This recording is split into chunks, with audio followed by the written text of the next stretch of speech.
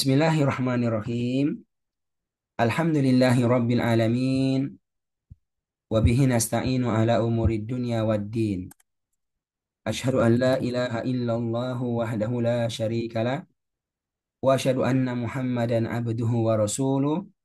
Salawatullahi wa salamuhu ala nabiyina Muhammadin wa ala alihi wa sahbihi wa man tabi'um bihsanin ila yaumiddin amma ba'da. Para ikhwah yang Allah muliakan, alhamdulillah kita bersyukur kepada Allah yang telah memberikan begitu banyaknya kenikmatan kepada kita. Termasuk kenikmatan kita bisa menjaga kebersamaan kita di majelis Al-Quran ini. Majelis Al-Quran, majelis tarbiyah Al-Quran ini.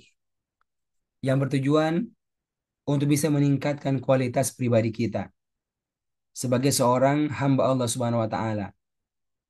Yang semoga dengannya bisa mengantarkan kita mendapatkan kondisi yang terbaik di dunia ini, dan tentu yang paling utama, kondisi yang terbaik di akhirat berupa surga Allah Subhanahu wa Ta'ala. Para ikhwan yang muliakan, hari ini Anda mau melanjutkan ya materi yang Anda sampaikan berkaitan tentang kajian hadis kita pekan lalu.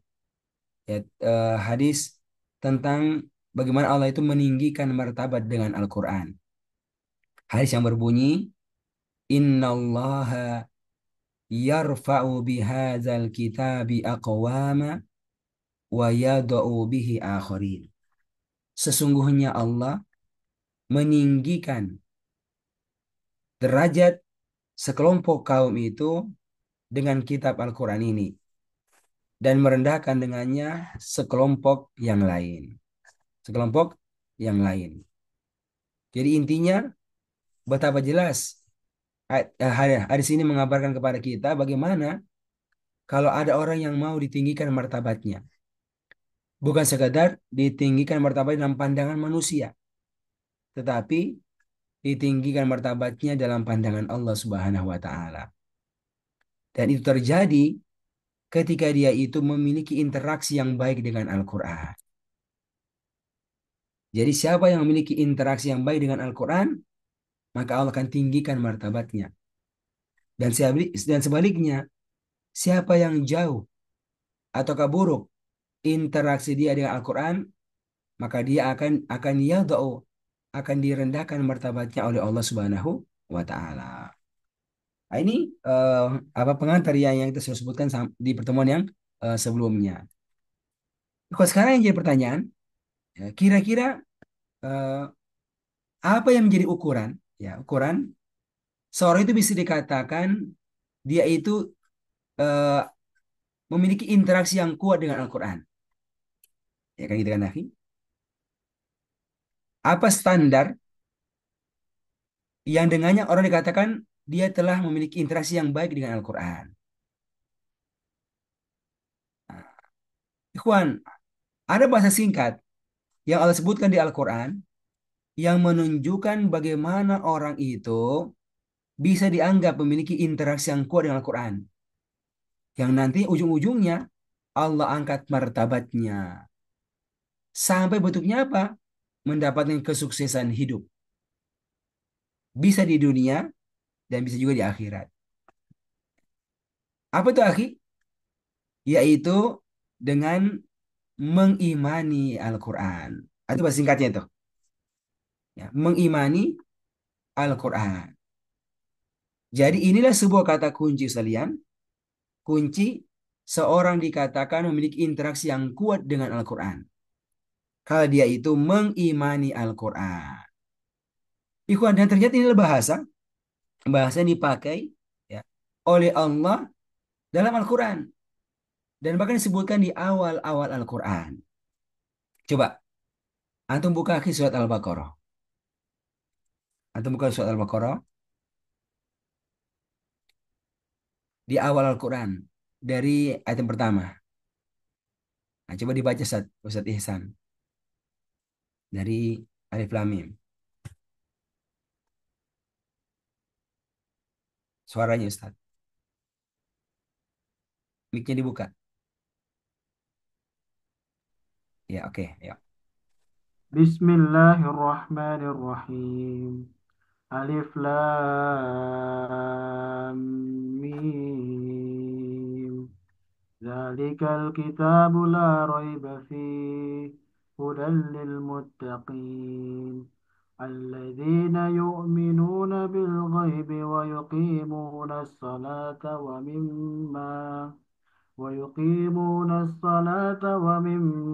رزقناهم ينفقون. والذين يؤمنون بما أنزل إليك وما أنزل من قبلك وبالآخرة هم يوقنون. أولئك على هدى من ربهم وأولئك هم المفلحون. Ya, Masya Allah. Akan itu perhatikan kata Allah di awal Al-Quran, ayat yang kedua. Zalikal kitabu. Kitab Al-Quran itu tidak ada keraguan di dalamnya sebagai hidayah bagi orang-orang yang bertakwa. Oke? Jadi Allah menyebutkan ada 6 ciri orang yang bertakwa itu. Satu, beriman kepada yang gaib. Dua, itu mendirikan sholat. Tiga, itu berinfak dengan sebagian rezeki. Dan ada yang keempat. Ini dia. Yang keempat. Apa itu kata Allah? Walladzina yu'minuna. Dan orang-orang yang mereka itu mengimani. Bima unzila ilaika. Apa yang telah diturunkan kepadamu, wahai Muhammad sallallahu alaihi wasallam. Ini ada kata-kata iman. Iman kepada apa yang diturunkan kepada engkau, wahai Muhammad sallallahu alaihi wasallam. Itulah Al-Quran. Jadi mereka adalah orang-orang yang mengimani Al-Quran yang diturunkan kepada engkau, wahai Muhammad sallallahu alaihi wasallam. Baru yang kelima, mengimani kitab itu sebelumnya. Dan yang keenam adalah meyakini akan adanya hari akhirat. Lihat apa yang disebutkan ayat berikutnya. Ulaika ala hudam mir rabbihim. Mereka itu berada di atas hidayah dari Tuhan mereka. Dan bahkan wa ulaika hum al muflihun. Ini dia. Dan mereka itu sungguh orang-orang yang beruntung. Yang beruntung, yang sukses. Jadi di antara pilar utama ya, kenapa orang terantar yang sukses ketika mereka itu mengimani Al-Quran. Mengimani Al-Quran. Sekalian. Jadi ketika seorang itu mau ditinggikan martabatnya oleh Allah, ya, sampai tataran yang kelihatan itu, kelihatan hidupnya semakin bagus di dunia, rezekinya semakin lancar, keluarganya semakin baik, bisnisnya semakin baik, ya. Saya apa? Punya pandangan yang bagus di masyarakat. Itu kan ada beberapa ukuran ya, kesuksesan di dunia, punya kekuasaan, ya, punya jabatan, ya. Dan itu bisa diwujudkan dengan apa? Dengan Al-Quran. Kapan itu? Ketika mereka benar-benar mengimani Al-Quran dengan keimanan yang sebenarnya. Itu di akhir di dunia. Tapi ya, Allah yang tahu ya, siapa yang mau dikasih di dunia. Ada orang yang mau dikasih itu karena Al-Quran. Komitmen yang kuat akan Al-Quran. Tapi ada orang yang juga nggak kelihatan secara dunia. Nggak kelihatan. Hidupnya biasa-biasa saja. Bahkan hidupnya itu penuh dengan masalah secara zahirnya. Tapi ketika dia bisa mensikapinya dengan pensikapan yang benar, yang Allah arahkan dengan Al-Qur'annya, nanti Allah insya Allah akan berikan kepada dia yang terbaik nanti di akhirat. Berupa surga Allah Subhanahu wa taala karena mensikapi Al-Qur'an, ya, mensikapinya dengan Al-Qur'an dengan kesabaran, dengan kesabaran, dengan prasangka baik kepada Allah Subhanahu wa taala. Gitu para sekalian. Nah, jadi sekali lagi eh, kuncinya apa? Mengimani Al-Qur'an.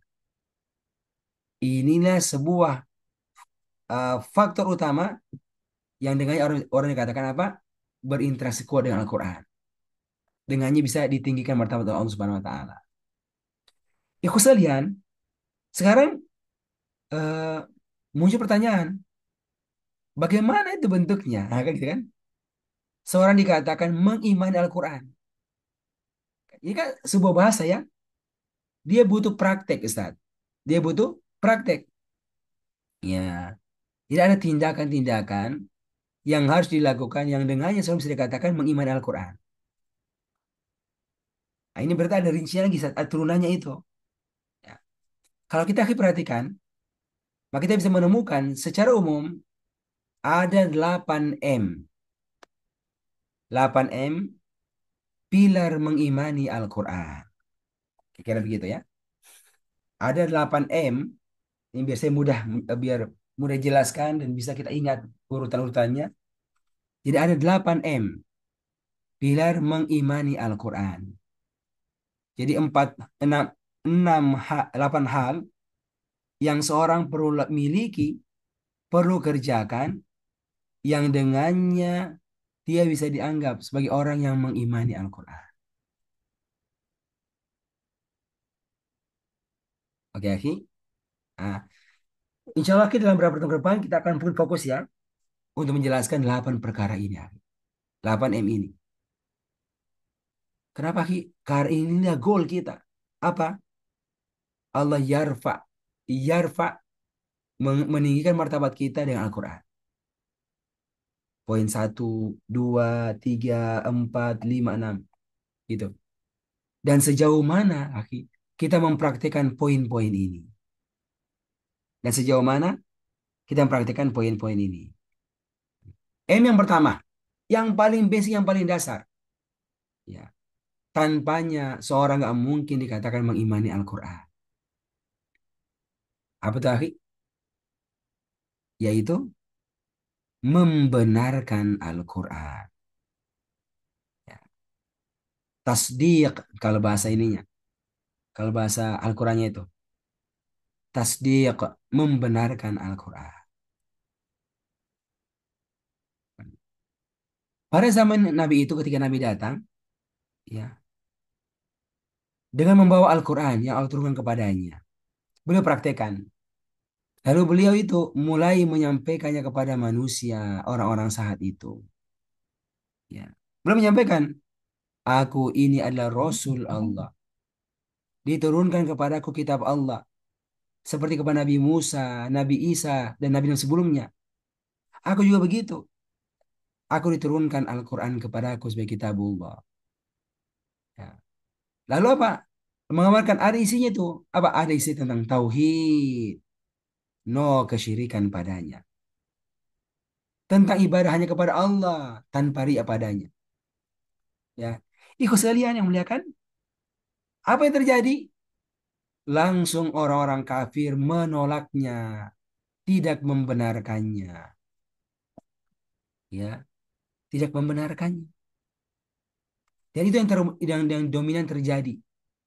Dan sebaliknya, beberapa orang membenarkannya. Abu Bakar membenarkan, saya benarkan apa yang kamu katakan. Istrinya Khadijah benarkan apa yang dia katakan. Masya Allah. Tapi kebanyakan dari mereka tidak membenarkan hal tersebut. Ya.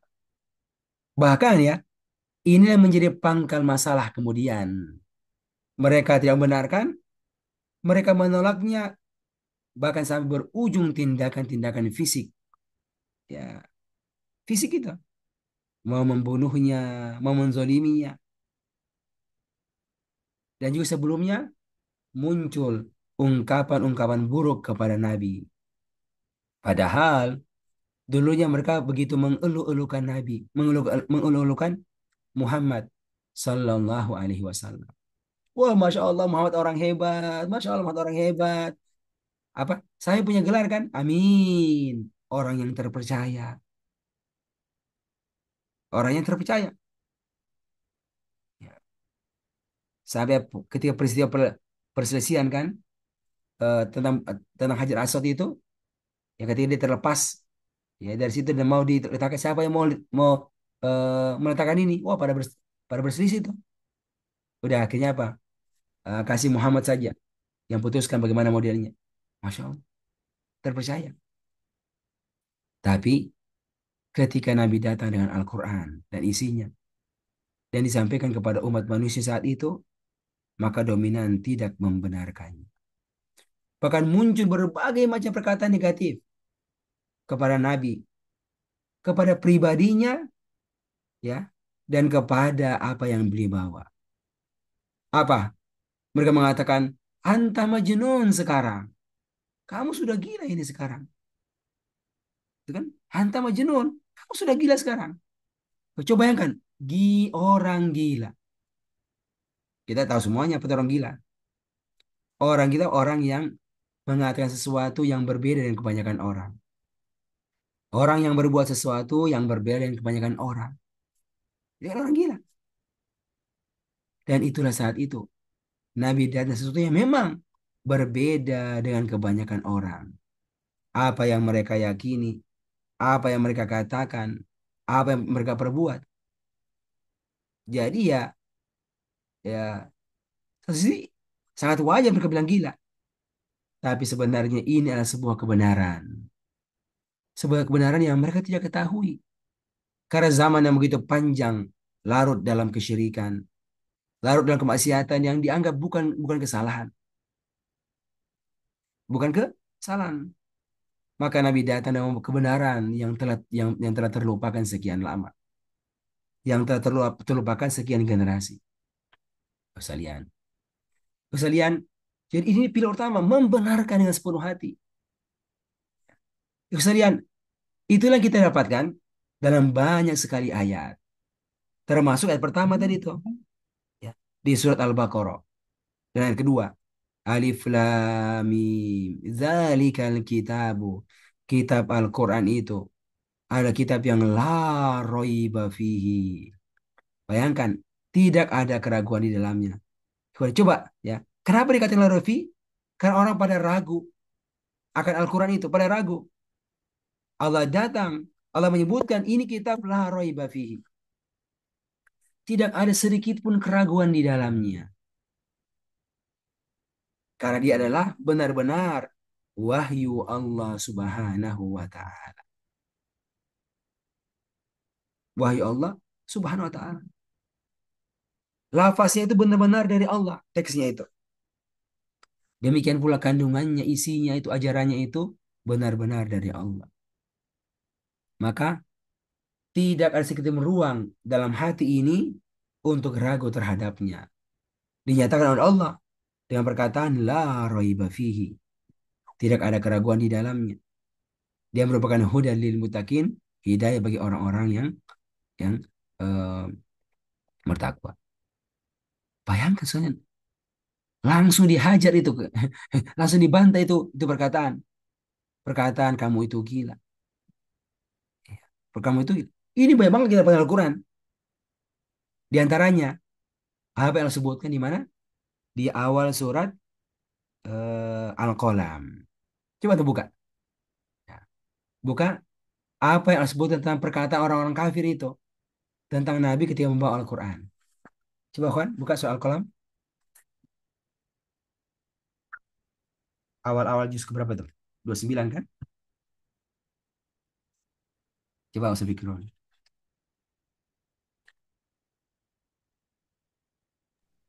Ayat berapa, Sat? Ayat 1, 2, 3, 4. Ya kan? أعوذ بالله من الشيطان الرجيم. بسم الله الرحمن الرحيم. نون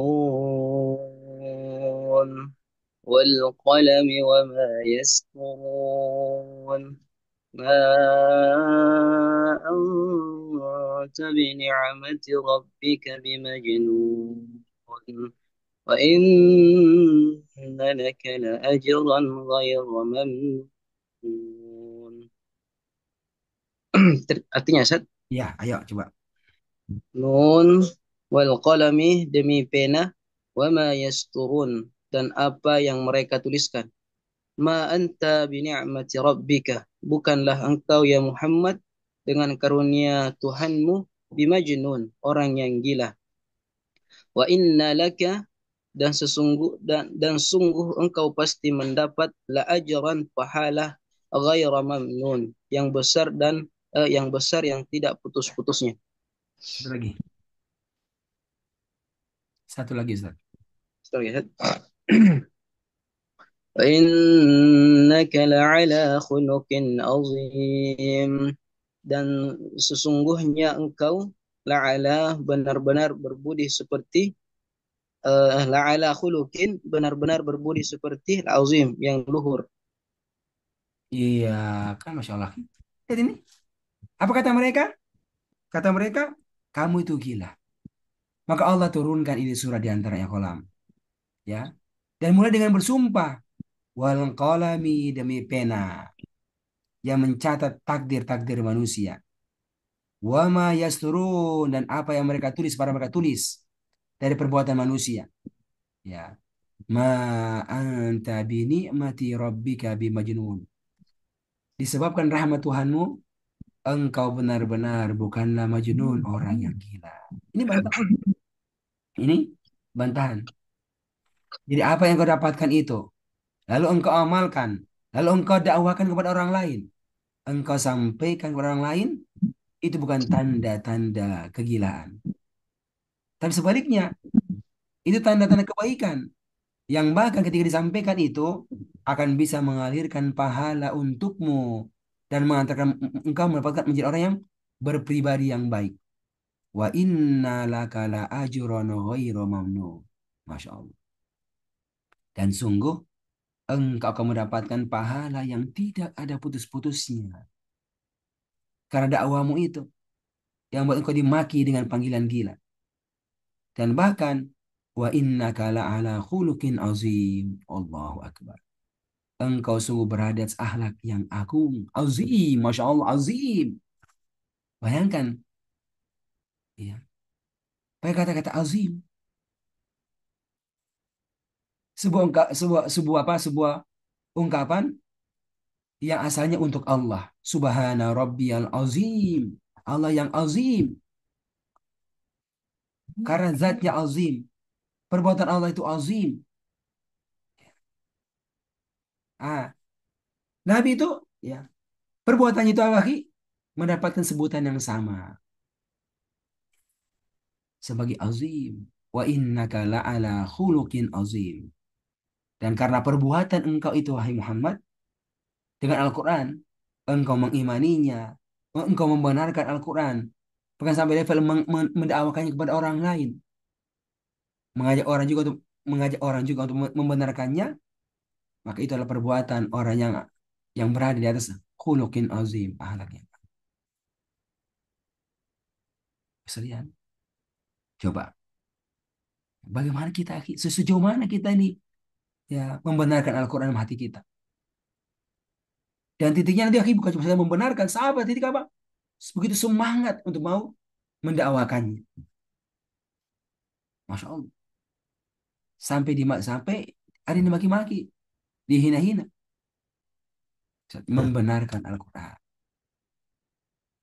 Ya. Apalagi akhirnya mereka bilang, wah itu mah bukan wahyu Allah. Itu hanya buatan kamu aja, wahai Muhammad.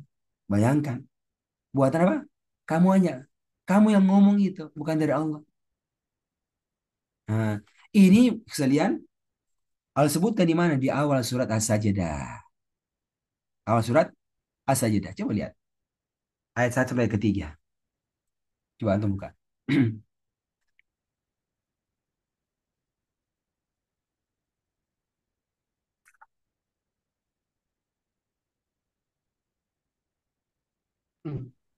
1 sampai 3 Sat. Ya, ayo, saya Fikrul. Baca coba. الله من الشيطان الرجيم ألف لام ميم. تنزيل الكتاب لا ريب فيه من رب العالمين أم يقولون افتراه بل هو الحق من ربك لتنذر قوما ما أتاهم لتنذر قوما ما أتاهم من نذير من قبلك لعلهم يهتدون. Masya Allah. Coba antum perhatikan maknanya. Sekata demi sekata. Sepenggal ayat demi sepenggal. Sampai sempurna satu ayat. Dua dan tiga ayat ini. Coba saya pikirkan. ألف لام ميم ألف لام ميم تنزيل الكتاب, turunnya Al-Quran itu la raiba fihi, tidak ada keraguan padanya, min Rabbil alamin, yaitu dari Tuhan seluruh alam. Ya, Lam dan yakun lihat ini. Langsung kan pernyataan. Ada kata pengantar alif lam mim. Oke, lalu apa? Kitab Al-Quran diturunkan. Ya, dari Allah Rabbil Alamin yang tidak ada keraguan di dalam. Langsung pernyataan. Lanjut.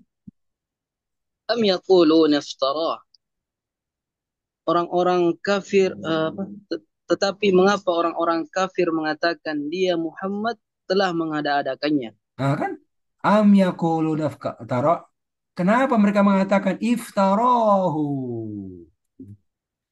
Ya, Muhammad hanya mengada-adakannya. Dia yang buat itu, dia yang susun kata-kata itu. Seperti kita, dia manusia juga seperti kita. Dia yang iftarahu. Masya Allah, bayangkan. Bukan dari Allah kata mereka. Maka Allah bantah. Lanjut. Bal huwal haqqu min rabbika, bahkan kebenaran, bahkan dia kebenaran itu yang datang dari Tuhanmu. Ya, bahkan huwa. Dia itu kita al-haq benar. Benar dari siapa? Mir Rabbika. Bukan benar dari kamu. Tapi benar mir Rabbika dari Tuhanmu. Wahai Muhammad. Kan? Mungkin ada benar perkataan yang benar ini. Benar perkataanku. Benar perkataanku. Enggak. Ya, saya jago bahasa. Jago syair. Iya benar itu dari saya. Ada yang bisa kalahkan saya enggak? Kalau begitu kalau manusia ya mungkin ada yang bisa mengalahkan. Tapi dia bilang enggak. Bahkan huwal haq. Dia Al-Quran itu adalah benar. Dari siapa? Bukan dari saya, tapi mir Rabbika. Dari Tuhan kamu. Masya Allah. Iku perhatikan. Kata-kata iftarahu. Ya, dia yang membuatnya. Ini perkataan orang-orang kafir. Maka kita sudah apa? Menyatakan membenarkan ini dari Allah. Ini dari Allah. Sekalian. Dan ini sangat banyak ya. Sangat banyak kita dapat Al-Quran. Ayat-ayat yang menyuruh kita untuk membenarkan Al-Quran dengan berbagai macam redaksi-redaksi. Musoddikon. Kata musoddikon. Benarkan. Ya. Membenarkan kitab-kitab sebelumnya itu. Itu di Al-Quran. Jadi para sekalian, eh, ini poin pertama yang harus kita apa kita perkuat dalam diri kita. Membenarkan Al-Quran. Membenarkan dua. Membenarkan lafaznya itu dari Allah. Dan yang kedua adalah isinya itu dari Allah. Ya contohnya misalnya ada ayat wa aqimus sholata wa atuz zakat. Di surat apa itu? Al-Baqarah ayat 43 kan? Wa aqimus sholata lafaznya itu begitu. Ini lafaznya. Wa aqimus sholata wa atuz zakat. Lafaznya begitu. Mananya dan dirikanlah sholat dan tunaikanlah zakat. Isinya apa? Isinya perintah untuk sholat, perintah untuk zakat. Jadi kita benarkan dua-dua. Benarkan lafaznya dan benarkan maknanya isinya itu. Nanti berpindah kepada praktek. Praktek kita kita melaksanakan sholat dan kita ini membayar zakat. Ada orang-orang yang nggak begitu, selain nggak begitu ya. Dia benar. Dia kalau dengarkan ini Al-Quran, oh ya saya percaya. Tapi isinya apa? Dia nggak benarkan. Ya, dia nggak benarkan. Ah, nggak mungkin dari Allah. Nggak mungkin itu ini nggak boleh ini. Ya, nggak mungkin ini dari Allah ini. Kenapa? Karena menghukuminya dengan apa? Dengan akalnya. Akhirnya mereka menolaknya itu. Ya. Karena faktor nggak pernah belajar, akhirnya menolaknya. Itu sangat banyak, sangat banyak. Atau memalingkan makna-maknanya, memalingkan makna-maknanya muncul. Ya, keyakinan akan apanya yang aneh-aneh. Bolehnya LGBT dan sejenisnya, bolehnya ini dan ini. Ya, ini nggak apa-apa ini bukan riba. Misalnya kan, Aki. Padahal dia sangat jelas. Dia sangat jelas. Ini para sekalian. Jadi kita dua itu. Lafaznya kita benarkan dan juga kandungannya kita benarkan. Dan ini kan itu orang-orang kafir itu. Ya, lafaznya benar. Tapi ketika lihat isinya, ya Allah isinya apa? No kesyirikan. No kesyirikan. Nggak ada itu kesyirikan. Pada saat mereka itu apa? Itu punya kebiasaan ya. Kalau mau safar, datangi berhalanya. Lalu apa? Lalu menyebutkan la, ya Lata, ya Manat, ya Uzza, kami ini mau safar, maka jaga kami. Bayangkan semua. Subhanallah, subhanallah. Kan begitu? Gitu. Jadi syirik kepada Allah dalam kondisi mereka sedang aman-aman. Aman, aman. Sekalian. Jadi aku sekali lagi, akhi, ini poin yang paling utama ini. Membenarkan Al-Quran. Yuk sekalian, apa yang dibenarkan? Nah sekarang apalagi apa yang dibenarkan? Dibenarkan beberapa sisi. Yang pertama, membenar Al-Quran sebagai wahyu dari Allah SWT. Oke, coba antum akhi, antum bisa bayangkan ini akhi, antum bisa tuliskan poin-poinnya itu akhi. Nanti kemarin antum bisa sampaikan sama orang lain juga, harapan mereka semakin kuat. Internasional Quran. 8 pilar, ya kan? Yang pertama adalah membenarkan Al-Quran. Apa yang benarkan?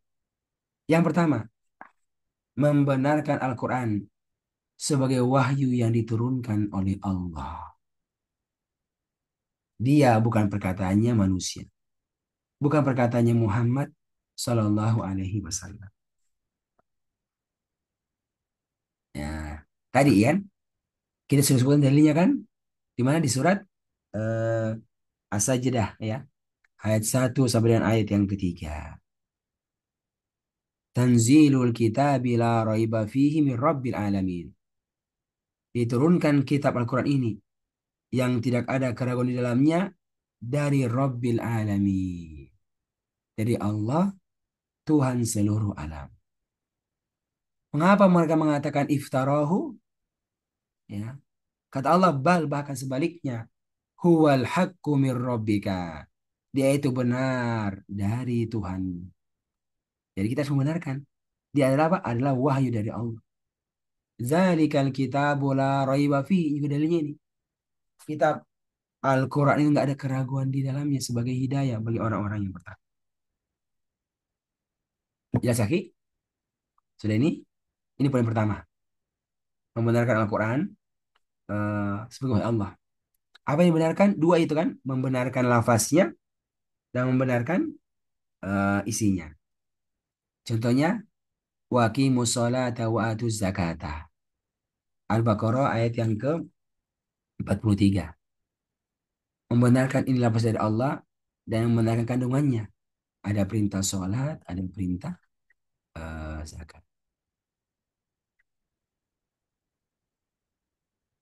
Bisa kita rasakan nih? Ada perintah tauhid.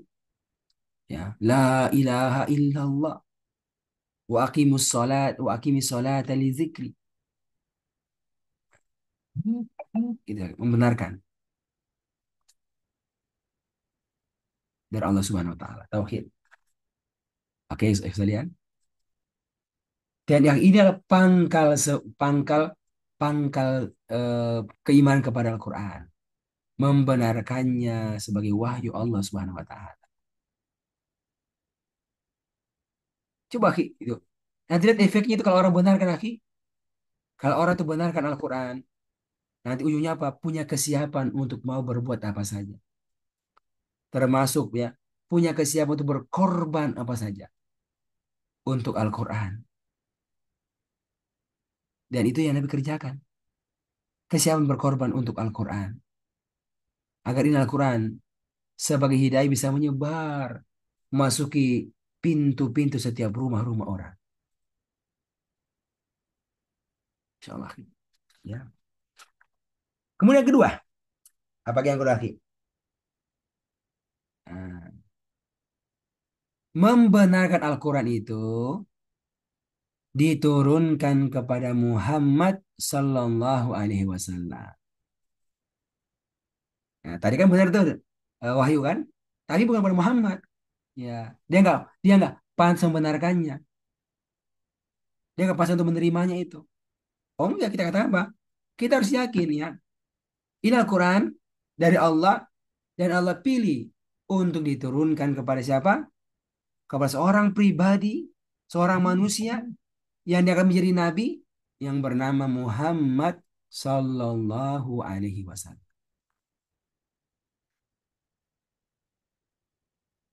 Itu orang Yahudi sekalian, ya. Yang jadi masalah kenapa? Karena itu Al-Quran diturunkan kepada orang Arab. Tapi kalau kepada orang Yahudi, wah, dibenarkan itu. Kan itu makanya pakar masalah. Kenapa orang Yahudi menolaknya? Menolaknya. Karena kepada orang Arab yang bernama Muhammad SAW. Tapi itulah pilihan Allah. Harus harus membenarkan diturunkan kepadamu, bukan kepada yang lain. Nah, itu kan lafaznya akhir di surah Al-Baqarah kan? Al-Baqarah. Walladzina yu'minuna bima unzila ilaika. Mereka itu beriman kepada apa yang diturunkan kepadamu. Bukan kepada yang lainnya. Tapi ilaika kepada. Kan? Makanya, akhi, muncullah orang-orang munafik itu. Orang-orang munafik itu. Yang zahirnya mengatakan, kami beriman kepada engkau, wahai Muhammad. Tetapi hati mereka tidak mengimaninya. Ya, nggak percaya.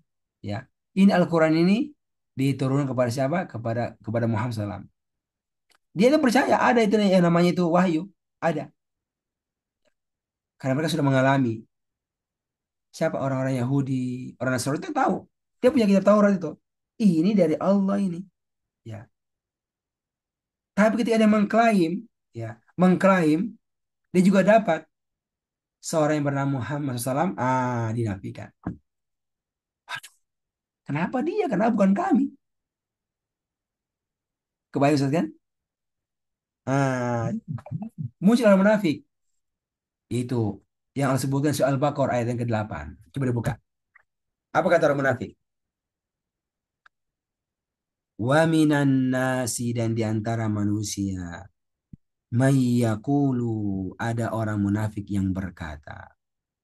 Amanna billahi wa bil yaumil akhir. Kami beriman kepada Allah dan kepada hari akhir. Tapi wa ma hum bimu'minin. Padahal mereka sungguh bukan orang-orang yang beriman. Ayo, Kwan. Itu kan di antara yang jadi munafik siapa?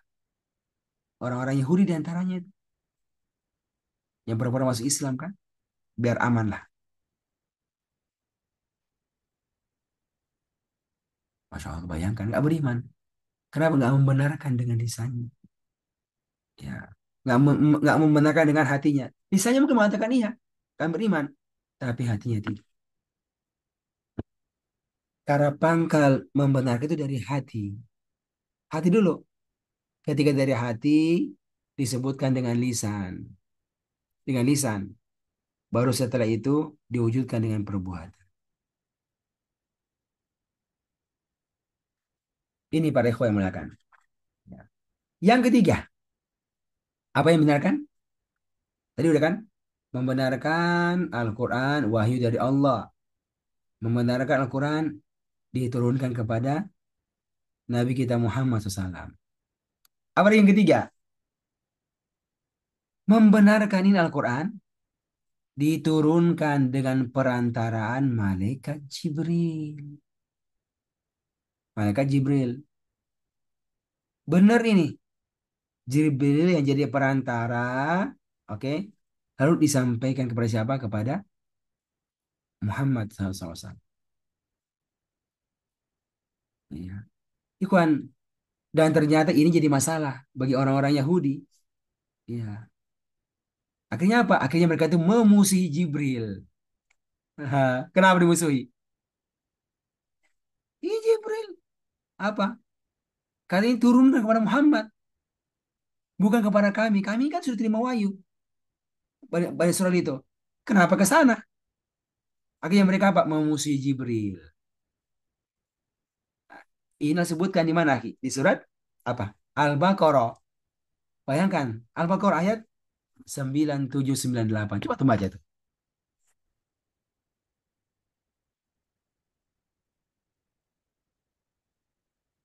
Al-Baqarah ayat 9798. Coba. قل قل من Ustaz كان Fik. Ya. Ayo Ustaz Fikron. أعوذ بالله من الشيطان الرجيم. قل من كان عدوا لجبريل فإنه نزله على قلبك بإذن الله مصدقا لما بين يديه وهدى وبشرى للمؤمنين. من كان عدوا لله وملائكته ورسله وجبريل وميكال فإن الله عدو للكافرين. Maknanya Ustaz. Coba. Katakanlah barang siapa menjadi musuh katakanlah barang siapa menjadi musuh Jibril, maka dialah yang telah menurunkan ke dalam hatimu dengan izin Allah Subhanahu wa taala membenarkan apa kitab-kitab yang terdahulu dan menjadi petunjuk serta berita gembira bagi orang-orang yang beriman. Barang siapa yang menjadi musuh bagi Allah dan malaikat-malaikatnya dan rasul-rasulnya dan Jibril dan Mikail, maka sesungguhnya Allah musuh bagi orang-orang kafir. Iya kan. Kenapa dia munculin ayat? Karena ada yang begitu. Kan itu gak ada yang begitu tuh. Kul katakanlah. Man aduan. Siapa saja yang menjadi musuh bagi Jibril. Ya, musuh Jibril. Ayo sadar. Apa? Paham ini. Fa innahu nazzalahu ala qalbika. Maka sungguh dialah yang telah menurunkan itu Al-Quran kepada engkau. Kepada hatimu, wahai Muhammad SAW.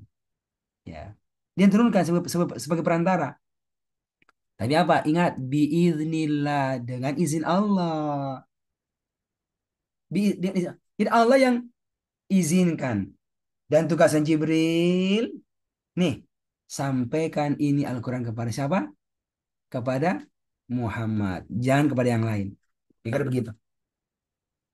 Jadi, jadi ini dengan izin Allah ini. Ya. Lalu apa fungsinya? Musaddiqan. Ini Al-Quran membenarkan lima baina yadaihi kepada kitab-kitab yang sudah ada saat itu. Ada Taurat, ada Injil. Ya kan? Benarkan itu. Dan juga wahuda wa busyra lil mu'minin. Dialah kitab hidayah. Dan kita berisi kabar gembira untuk orang-orang yang beriman. Berikutnya.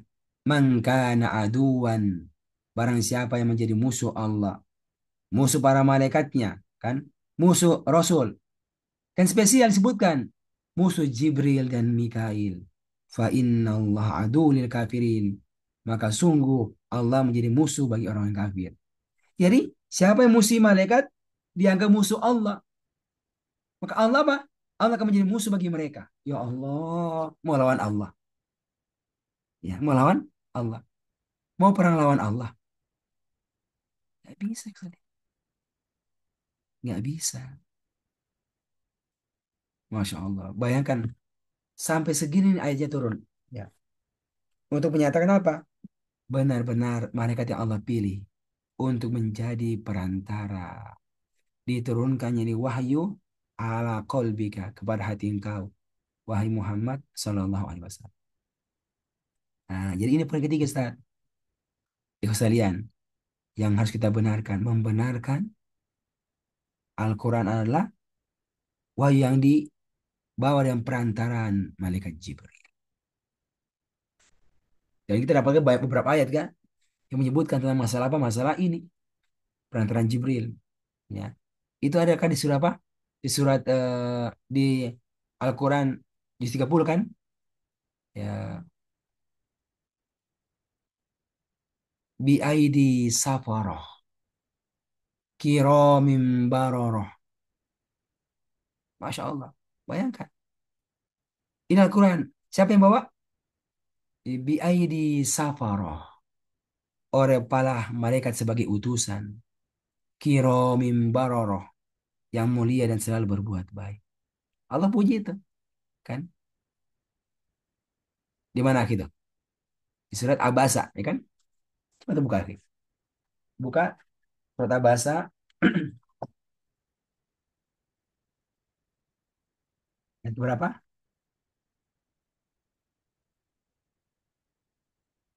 Ini bagus sekali, bagus banget ceritanya, Ki. Ceritanya siapa? Orang yang buta, yang mau belajar, yang ingin mendapatkan ilmu Al-Quran. Ketika Nabi sedang sibuk kan, lalu Nabi tegur. Lalu Allah ingatkan lagi, ayat yang ke-11 kan. Kalla innaha tazkirah. Sekali-kali jangan begitu, wahai Nabi. Sesungguhnya ayat Al-Quran yang mau dipelajari oleh siapa? Oleh eh, Abdullah yang buta ini adalah tazkirah, adalah peringatan untuk semua orang. Ya. Faman syaa zakara. Maka barang siapa yang menghendaki mengingat keselamatan dunia akhirat, zakarahu, maka dia akan mengingatnya, dia akan mempelajarinya. Kenapa? Karena itu berada fi suhufim mukarrama, pada lembaran-lembaran yang dimuliakan. Marfu'atim mutahhara, yang ditinggikan martabatnya, yang disucikan keadaannya. Ya. Lalu bi aidi safara, ini dia, yang dibawa dengan perantaraan safara, para utusan. Ya, kan? Pakai apa? Pakai kata safara. Apa artinya safara, Ustadz Fikrun? Sekarang itu kalau safara itu kan lagi ada bahasa modern, safir. Safir. Safir Arab Saudi, Pak duta besar, ya kan?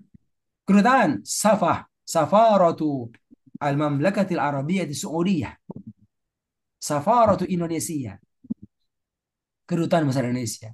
Apa itu kedutaan? Orang-orang yang diutus dari negaranya jadi perantara membawa berita dari negerinya ke negeri tujuan. Itu namanya safar.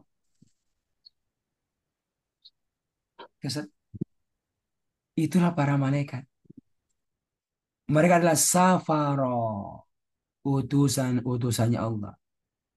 Ya, ada apa? Safar, apa safar? Perjalanan. Jadi mereka menempuh perjalanan dari Jakarta menempuh sampai ke Saudi. Itulah safir. Ini siapa? Para malaikat mendapatkan berita dari Allah. Lalu mereka menempuh perjalanan dengan cepat dengan takdir Allah sampai ke bumi untuk kemudian sampai kepada Nabi Muhammad SAW. Allah bilang bi aidi safara, ya, dengan perantaraan para malaikat, ya, yang menempuh yang menempuh safar. Ya kira begitu ya? Oh enggak, menempuh safar itu. Tapi apa kata Allah? Kiramim baroro. Mereka adalah pribadi-pribadi yang kiram, yang mulia, yang baroroh. Dia kata bar, yang selalu berbuat baik. Itu yang jadi perantara Israel di bawahnya wahyu ini. Masya Allah. Kebayang, kita benarkan. Ini yang bawa ini bukan bukan orang biasa, ini yang bawa ini. Duta besar ini. Bayangkan, makanya kalau kalau mau seorang kawin Ustaz, itu antar undangan, jangan preman yang antar undangan. Mau menikah ini Ihsan mau menikah. Tolong antar undangan ini. Kan apa? Siapa yang antar undangan? Preman? Lihat, orang tua kita yang pergi antar, tante kita yang pergi antar, orang yang dikira kita antar, ya, bawa pakai mobil yang bagus, ya. Undangannya Pak, pakai tempat, terus apa, pakai produknya, ya. Kan begitu gaya orang Bugis, orang Makassar kan? Ya Allah, diantar ke rumah dan bukan sendiri, rombongan diantar itu. Masih ingat tuh saya San? Saya pikir itu Pak, itu utusan itu. Jangan main-main. Kalau nggak datang hati-hati lo kan nggak datang itu orang kawin. Ini malaikat Jibril yang bawa. Masya Allah. Nah, itu Allah kabarkan. Sampai segitu Allah kabarkan. Tentunya dengan tujuan benar-benar kita membenarkan Al-Quran itu. Ini dari Allah ini. Kepada Muhammad SAW. Yang keempat. Apalagi yang keempat? Apa akhirnya benarkan? Dia percaya ya. Dia percaya ini dari Allah. Kepada Muhammad SAW. Dia para malaikat. Tapi yang keempat. Ini yang penting juga. Apa? Membenarkan Al-Quran. Hanya dia yang boleh diamalkan. Tidak yang lain. Karena ada iya betul, saya percaya itu. Tapi dia pilihan. Boleh pakai Taurat, boleh. Boleh pakai Injil, boleh. Taurat Al-Quran, boleh juga. Boleh juga yang lain. Jadi pilihan-pilihan. Oh, no, no, no, no, no. Nggak begitu. Ya. Ketika dia datang, kita membenarkan hanya dia yang bisa diamalkan. Yang lain nggak bisa. Itu makna walladzina yu'minuna bima wa ma unzila min qablik. Ya, mereka beriman kepada apa yang telah diturunkan sebelum engkau. Ada itu. Taurat Injil, tapi tidak diamalkan. Ya, di iman itu diamalkan hanya satu, yaitu Al-Quran saja. Ada Al-Quran saja. Maka itu membuat kenapa Nabi itu mendatangi orang Yahudi. Ya, kabarkan, Kak, aku juga dapatkan Al-Quran seperti Nabi Musa Injil atau Taurat. Tapi Al-Quran mengabarkan apa? Hanya Al-Quran boleh diamalkan, yang lain dihapuskan. Nah, jadi eh, dihapuskan. Kan gitu, Ustaz.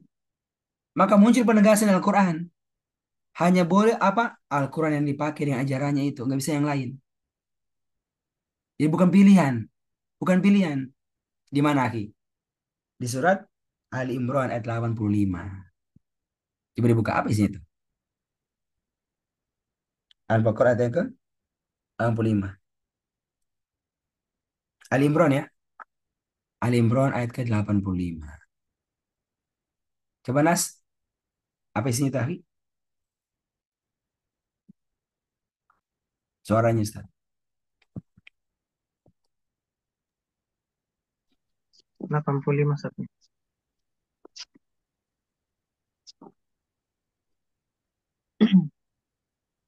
أعوذ بالله من الشيطان الرجيم ومن يبتغ غير الإسلام دينا فلن يقبل منه وهو في الآخرة وهو في الآخرة من الخاسرين.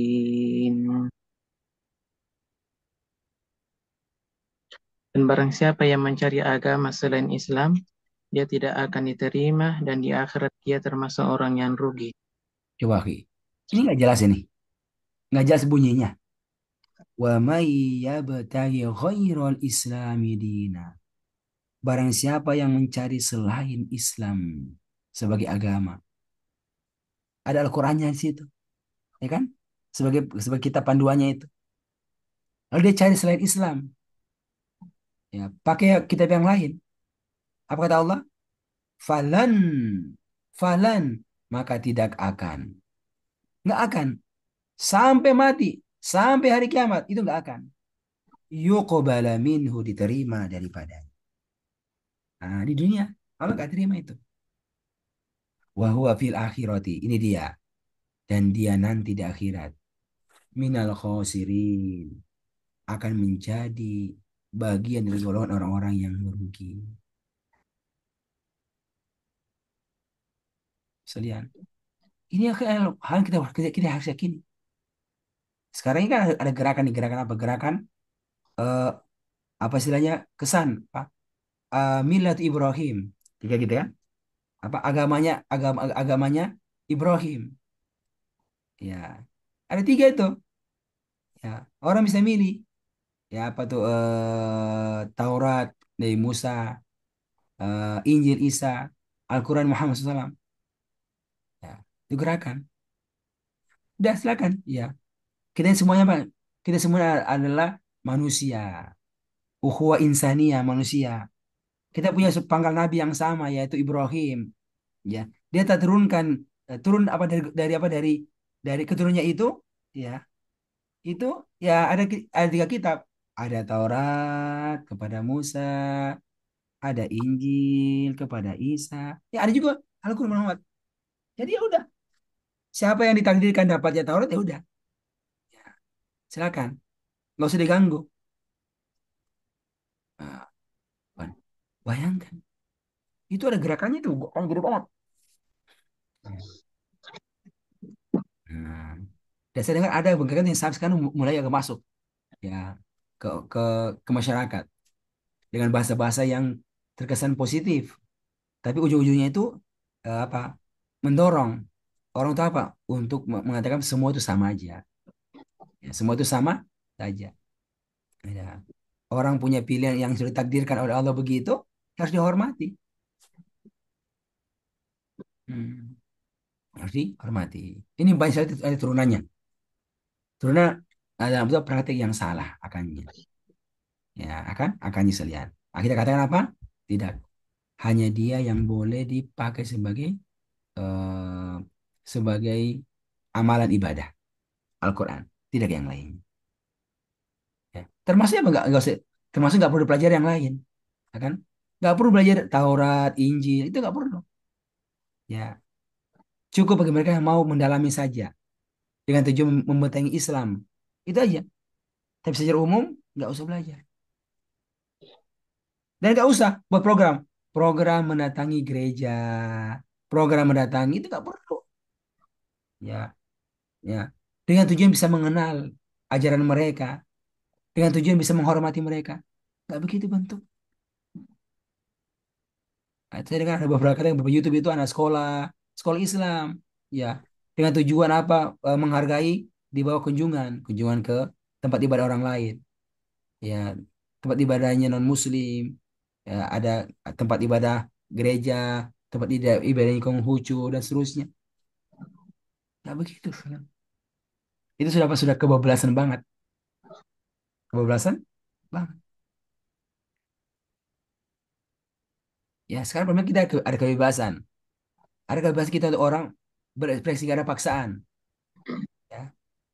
Kita punya keyakinan hanya Islam jalan salah satunya, tidak yang lain. Tapi kita hormati, kita nggak ganggu. Tapi bisa berdakwah dengan cara yang baik. Ya, dengan cara yang baik. Nah, tapi kita yang Muslim nggak kebablasan itu. Ya, tidak kebablasan. Oke ya. Yang terakhir. Apa yang terakhir lagi? Ah, ini penting banget juga nih. Yang terakhir ini. Membenarkan Al-Quran adalah hidayah bagi semua umat manusia.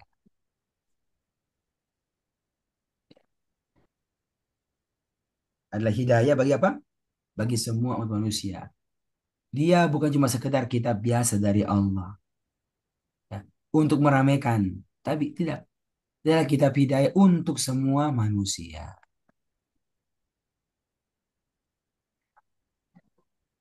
Nah, dan itu yang Allah kabarkan kan tentang Al-Quran kan? Apa kata Allah?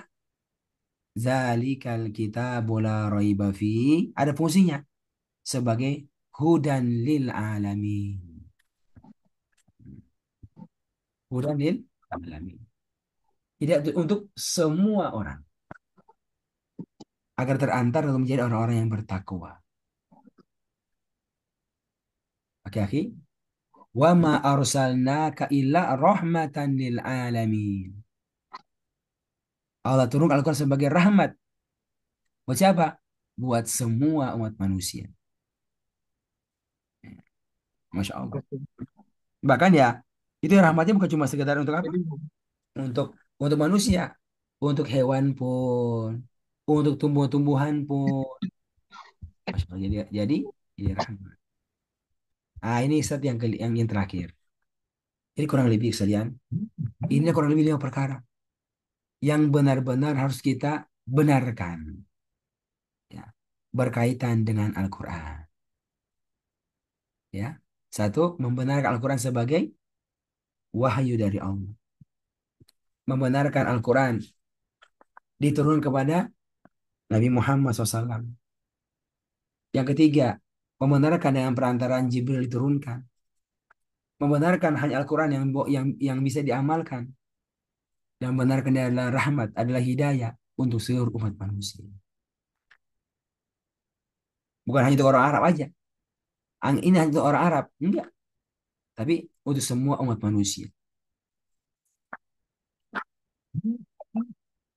Demikian sekalian yang bisa saya sampaikan pada hari ini, ya, harapannya pertama untuk pribadi kita, Ki. Semakin memperkuat pribadi kita, kita yang melihat nih, Ki, sejauh mana kita tuh beriman kepada Al-Quran. Termasuk ini, sejauh mana kita membenarkan Al-Quran. Wah, nanti efeknya sangat besar. Apa efeknya? Kesiapan mau berkorban. Kesiapan mau berbuat untuk Al-Quran. Kalau Nabi, titiknya apa akhirnya itu? Waktu-waktunya itu untuk Al-Quran. Sampai waktu itu untuk apa? Untuk mendakwakan Al-Quran. Allah bahasakan dengan ungkapan wa in apa? Wa in uh, uh, uh, wa innaka fin nahari sabhan tawila. Innalaka fin nahari sabhan tawila. Di surat Al-Muzammil kan? Innalaka fin nahari sabhan tawila. Sesungguhnya engkau memiliki urusan yang sangat panjang di waktu siang hari. Urusan bisnis, pekerjaan? Oh enggak, bekerja, tapi kerja dakwah. Apa tuh kerja dakwah? Kerja mengajarkan Al-Quran, mendakwakan Al-Quran, mendatangi satu pintu ke pintu yang lainnya, mendatangi satu rumah ke rumah yang lainnya, mendatangi satu kumpulan ke kumpulan yang lainnya untuk mendakwakan Al-Quran. Sampai segitu, akhi. Sampai segitu. Kita bagaimana nih? Ya, kita bagaimana, akhi? Ya, saya membayangkan, akhi. Nabi itu sampai segitu tuh kenapa? Karena memang benar-benar membenarkan ini dari Allah untuk bisa menjadi jalan keluar bagi semua manusia agar keluar minaz zulumati ilan nur, dari kegelapnya, dari berbagai macam bentuk kegelapan menuju cahaya Allah Subhanahu wa taala. Kalian. Kita ini kita termasuk ini secara kebersamaan sekalian. Bagaimana kita akhirnya bekerja untuk Al-Qur'an ini? Ya. Sejauh mana kita meluangkan waktu kita untuk Al-Qur'an? Maka Anda berharap ya, ini materi bukan cuma sekedar materi biasa, ya. Materi yang diharapkan bisa memberikan kekuatan kepada kita untuk kita bekerja untuk agama Allah. Coba Ki, ya, kita bayangkan urutan ini materi. Antum masih bayangkan urutan materi Ki? Hari ini antum dapatkan dari Ana. Ana pun dapatkan dari guru-guru kita. Dari apa yang saya dengar, apa yang Ana baca. Ana coba meramunya ini materi sekalian. Dan hari ini sampai sama antum. Antum fahami, ya. Antum tergerak. Lalu antum sampaikan sama mutarabi antum kepada masyarakat. Coba kita lihat efeknya. Apa efeknya Ki? Nanti ada orang yang akhirnya meluangkan waktu mau ikut pengajian Al-Quran. Tak bolos. Sampai Ustadz, saya akan terus ikut belajar Al-Quran sampai mati Ustadz. Ya Allah, benar-benar itu sampai mati. Ya. Saya tuh melihat malah beberapa murid-murid saya yang belajar belajar sekejap Al-Quran itu orang tua. Belajar tiap pekan istiqomah belajar terjemah Quran, banyak paham Al-Quran. Tahun pertama, tahun kedua, tahun ketiga, satu Allah panggil, dua Allah panggil, tiga Allah panggil. Ini yang terakhir ini beberapa pekan lalu sudah profesor kedokteran di Unhas, Dunia dunia didapatkan, tapi berkomitmen apa sampai mati belajar Al-Quran. Dan akhirnya apa? Meninggal itu pada hari di mana dia itu belajar. Pada hari Sabtu pagi, hari di mana belajar. Sehat-sehat. Jam 2 ada masalah fisik, dibawa ke rumah sakit. Jam 5 meninggal. Jam 5 meninggal. Ya Allah. Saya perhatikan. Ya. Ini orang Makassar. Profesor Dr. Alimi namanya itu. Ketua Dewan Dakwah. Ketua DDII. eh, Dewan Dakwah Islam Indonesia. Ya, punyanya Pak Nasir, pendirinya itu awalnya itu. Dia ketuanya itu.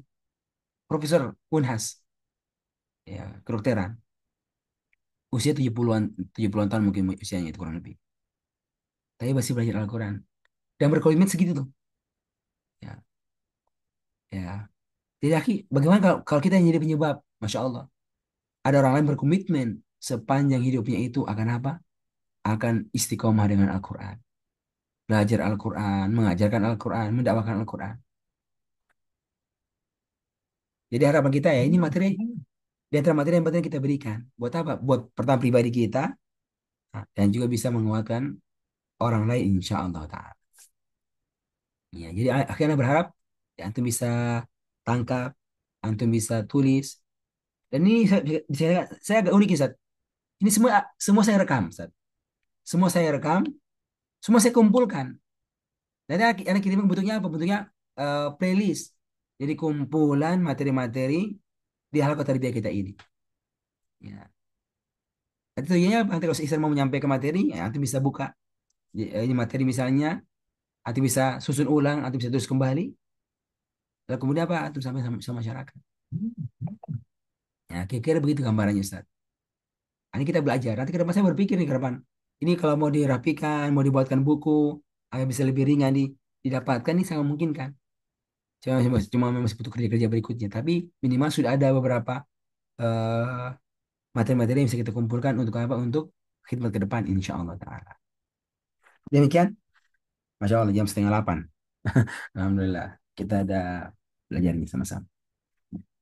Barakallahu fikum jami'an. Walhamdulillahi rabbil alamin. Wa sallallahu ala nabina Muhammadin wa ala alihi wa sahbihi jamain walhamdulillahi rabbil alamin.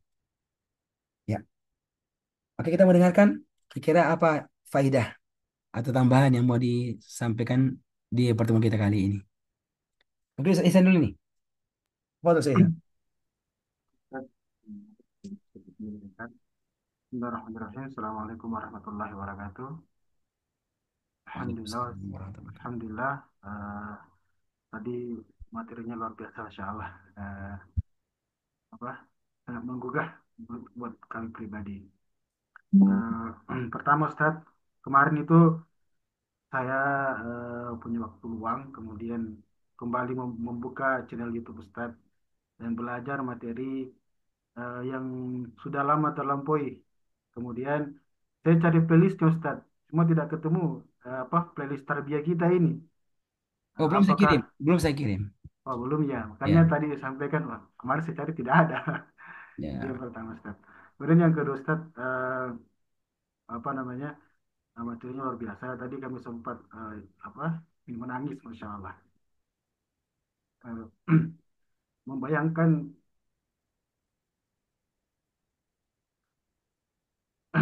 beratnya perjuangan Rasulullah ya, dalam mengajarkan Al-Quran. Dibandingkan dengan kita yang ya subhanallah ya mungkin baru satu kali tersandung sudah jangan deh ya, tapi Rasulullah luar biasa sekali ya, mencontohkan apa akhlak yang mulia sampai dikatakan sebagai orang yang menjunun padahal sebelumnya beliau adalah orang yang terpandang dengan sebutan Al-Amin. Ini merupakan sunnah juga untuk kita semua dan mungkin sudah pernah diulang-ulang oleh ustadz-ustadz yang lain, namun ya ini kembali kami ingatkan diri kami dan kita semua bahwa eh, apa dakwah itu tidaklah mudah. Kita tidak diberikan karpet merah, tapi kita melewati onak dan duri. Akan banyak celaan, akan banyak hinaan, akan banyak hal-hal yang itu sebenarnya buat kami pribadi. Inilah cara Allah mentarbiyah kita untuk melihat sejauh mana keikhlasan kita kepada Allah Subhanahu wa taala. Ya kemarin kemarin siang itu saya, karena kami sudah di kampung Ustaz. Nah, memang dakwah dakwah di kampung halaman itu jauh lebih berat ketimbang di luar kampung Ustaz. Itu kami rasakan. Kami datang ke masjid yang paling dekat dari tempat kami, menawarkan program Birosa, kemudian bahasanya ya mungkin masyarakat sini bla bla bla. Oke, jadi saya hanya minta kalau begitu saya minta izin sosialisasi saja pada maghrib. Ya sudah bersedia, sudah mampu dirasai ya qadarullah. Sepertinya tidak diizinkan karena selesai sampai selesai zikir berdoa bersama mereka, itu langsung bubar ya subhanallah. Eh, ada perasaan sedih, ada perasaan kecewa yang teramat ya waktu itu. Cuman ya saya coba berprasangka baik ya mungkin kalau tidak di sini maka di masjid yang lain. Nah, saya berprasangka seperti itu. Dan alhamdulillah tadi pagi ini eh, dengan niat positif itu saya silaturahim dengan warga-warga sekitar sambil melihat lahan-lahan kosong di dekat-dekat rumah. Jadi saya berucap dengan salah seorang orang yang sedang menyapu di samping rumahnya ada lahan kosong. Saya tawarkan, bagaimana Bu kalau kita bangun musola di tempat kita ini, kita buat kalau nggak bisa diwakafkan minimal wakaf pakai, atau kalau bisa wakaf pakai kita sewa untuk kita bangun musola, kita eh, mengajarkan Al-Quran di sini. Karena jujur di tempat kami Ustadz ya subhanallah, kalau di masa saya dulu di sini miras, kalau sekarang ya lebih berbahaya lagi karena narkoba dan sebagainya. Jadi itu harapan kami Ustaz. Mudah-mudahan eh, niat kami tinggalkan keluarga di Jenderal untuk dimudahkan Ustaz. Insyaallah. Ya, Masya Allah. Ya, Ustaz. Syukur Semoga Ustaz. Allah berkahi semua usaha Amin. antum, Ustaz, ya. Gitu. Ya, Ustaz. kadang kita, ya, terus Ustaz,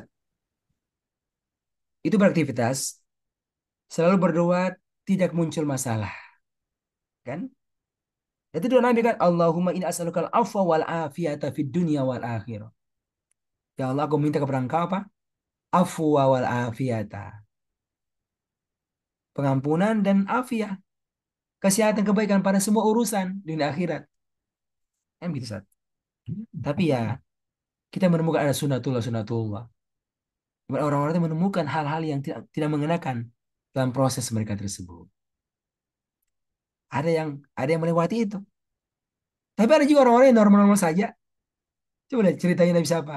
Nabi Sulaiman. Itu kayaknya amat-amat aja ceritanya itu kan. Gitu. Tapi secara pondasi, kita diingatkan apa? Kita bekerja sebagaimana mestinya. Cara dakwah pun dengan cara dakwah yang terbaik. Nabi itu ya jelas telah berdakwah dengan cara yang paling baik. Cara ngomongnya, pilihan kosakatanya, ya kan? Itu udah bagus banget tuh. Tapi kenyataannya kita dapatkan orang-orang yang menolaknya, bahkan berefek pada ungkapan-ungkapan yang buruk. Tapi selama kita caranya benar, ya isinya pun benar, ya semoga Allah berikan keberkahan padanya. Berikan keberkahan padanya. Oke, Ustaz, kayaknya mungkin cukup ya hari ini kita belajarnya. Ya, semoga Allah berikan keberkahan. Dan satu yang ya, Anda ingatkan lagi untuk program apa gerakan sejuta dai, ya nanti mohon dibantu sekalian kalau belum mendaftar nanti cek lagi ya, Ustaz Fikrul. Dan juga termasuk untuk punya bina-binaan atau punya murid-murid ya, silakan dibantu untuk bisa mendaftar di program acara silaturahmi dai ya, para peserta program Halaqah Al-Quran ya tarbiyah kita ini insya Allah pada tanggal 28 27 ya, tanggal 27 ya, 27 Oktober di akhir bulan ini insya Allah taala. Dan semoga Allah berkahi semua ikhtiar kita insya Allah taala. Demikian ya sekalian, barakallahu fikum. Kita akhiri dengan doa kafaratul majelis. Subhanakallahumma bihamdik asyhadu an la ilaha illa anta astaghfiruka wa atubu ilaik. Walhamdulillahi rabbil alamin. Wassalamualaikum warahmatullahi wabarakatuh.